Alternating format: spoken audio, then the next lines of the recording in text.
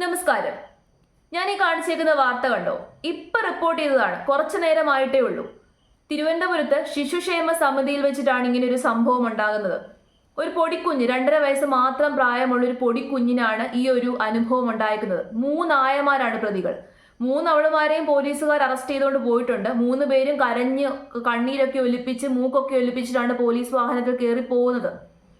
അപ്പൊ ഈ കുഞ്ഞ് കിടക്കയിൽ കിടന്ന് മൂത്രമൊഴിച്ചു എന്നതിന്റെ പേരിലാണ് ഇവളുമാര് ആ കുഞ്ഞിനോട് ഈ ക്രൂരത കാണിച്ചത്. ഒരു പെൺകുഞ്ഞാണ്.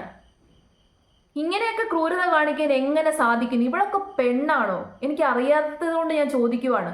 സത്യത്തിൽ ദേഷ്യം വരും ഇത്തരത്തിലുള്ള വാർത്തകളൊക്കെ കേൾക്കുമ്പോൾ. ആ കുഞ്ഞുങ്ങളുടെ കാര്യം ഓർത്തു കഴിഞ്ഞാൽ കഷ്ടമാണ്. ഈ 2.5 വയസ്സുകാരിക്ക് ഒരു അനിയനോ അനിയത്തിയോ ഉണ്ട്. 1 വയസ്സ് മാത്രമേ ആ കുഞ്ഞിന് പ്രായമുള്ളൂ. ഇവർ 2 പേരും അനാഥരായി പോയതാണ്. അച്ഛനും അമ്മയും നഷ്ടപ്പെട്ടു. അമ്മ മരണപ്പെട്ടു പോയതിന്റെ 16ാമത്തെ ദിവസം അച്ഛൻ ആത്മഹത്യ ചെയ്തു. ആ വിഷമത്തിലായിരിക്കണം. എന്നാലും ആ കുഞ്ഞുങ്ങളെങ്കിലും ഒന്ന് ആലോചിച്ചുകൂടായിരുന്നു.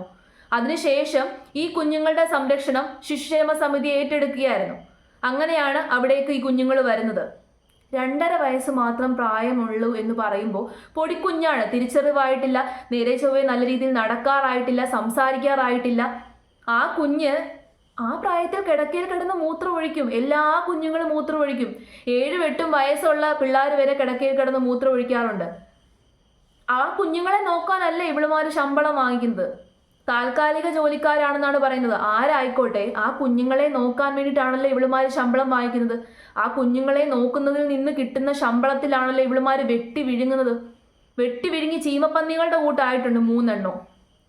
എന്നിട്ട് ഈ തോന്നിവാസം കാണിക്കുന്നത്. സത്യത്തില് ഇത്തരത്തില് കുഞ്ഞുങ്ങളെയൊക്കെ നോക്കുന്ന ജോലിയിലേക്ക് ആളെ എടുക്കുമ്പോൾ മെന്റലി ഫുള്ളി പ്രിപ്പയർഡ് ആയിട്ടുള്ള ആൾക്കാരെ മാത്രമേ എടുക്കാവൂ. ഇപ്പോൾ ഒരു അമ്മയാണെന്നുണ്ടെങ്കിൽ സ്വന്തം കുഞ്ഞിനെ ഏത് അവസ്ഥയിലും നോക്കും. പക്ഷെ അല്ലാത്ത പക്ഷം ഇത്തരത്തിൽ കുഞ്ഞുങ്ങളെ നോക്കാനൊക്കെ ആയമാരെ എടുക്കുമ്പോൾ സർക്കാർ സംവിധാനങ്ങളൊക്കെ ശ്രദ്ധിക്കേണ്ട ഒരു കാര്യമാണ്. അവര് മെന്റലി കുഞ്ഞുങ്ങളെ നോക്കാൻ പ്രിപ്പയർഡ് ആണോ, ആ രീതിയിൽ മാനസികാവസ്ഥ ഉള്ളവരാണോ, അല്ലാതെ ഇങ്ങനത്തെ ഭ്രാന്ത് പിടിച്ചതുങ്ങളാണോ എന്നൊക്കെ നോക്കി അന്വേഷിച്ച് അവരുടെ സൈക്കോളജിക്കലായിട്ടുള്ള കാര്യങ്ങളൊക്കെ തന്നെ വിലയിരുത്തിയിട്ട് മാത്രമേ ഇതുപോലുള്ള ജോലിയിലേക്കൊക്കെ ആളെ എടുക്കാവൂ. ഇല്ലെന്നുണ്ടെങ്കിൽ ഇതുപോലുള്ള ക്രൂരതകൾ കുഞ്ഞുങ്ങളോട് കാണിക്കും. ഇവിടെ ശിശുക്ഷേമ സമിതി പറയുന്നുണ്ട് ഒറ്റപ്പെട്ട സംഭവമാണെന്ന്. ആർക്കറിയാം?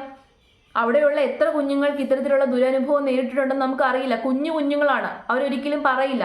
കരയാൻ മാത്രമേ അറിയത്തുള്ളൂ. ആ കുഞ്ഞുങ്ങളൊന്നും തന്നെ മാധ്യമങ്ങളുടെ മുമ്പിൽ വന്നിട്ട് പറയത്തില്ല എന്നെ ഉപദ്രവിച്ചു, എന്നെ അടിച്ചു എന്നൊന്നും പറയില്ല. അപ്പൊ ഈ സാഹചര്യങ്ങളൊക്കെ തന്നെ ഒഴിവാക്കണമെന്നുണ്ടെങ്കിൽ നല്ല രീതിയിൽ മെന്റലി ഫിസിക്കലി ഒക്കെ പ്രിപ്പയർഡ് ആയിട്ടുള്ള ആൾക്കാരെ ആയമാരായിട്ട് എടുക്കണം. അല്ലാത്ത ഇതുപോലുള്ള കുറെ പിശാചുക്കളെയൊക്കെ എടുത്തു വെച്ച് കഴിഞ്ഞാൽ ഇതല്ല ഇതിന്റെ അപ്പുറം സംഭവിക്കും.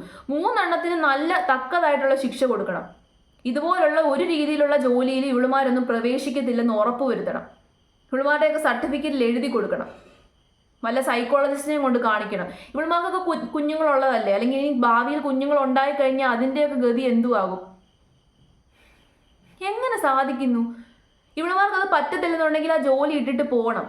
അല്ലാതെ ആ കുഞ്ഞുങ്ങളോടല്ല ക്രൂരത കാണിക്കേണ്ടത്. ഇനിയിപ്പം പെണ്ണാണ് എന്നുള്ള പരിഗണന കൊണ്ട് വെറുതെ വിടുവോന്ന് അറിയത്തില്ല. വെറുതെ വിടാൻ പാടില്ല. അങ്ങനത്തെ പരിപാടിയാണ് കാണിച്ചത്.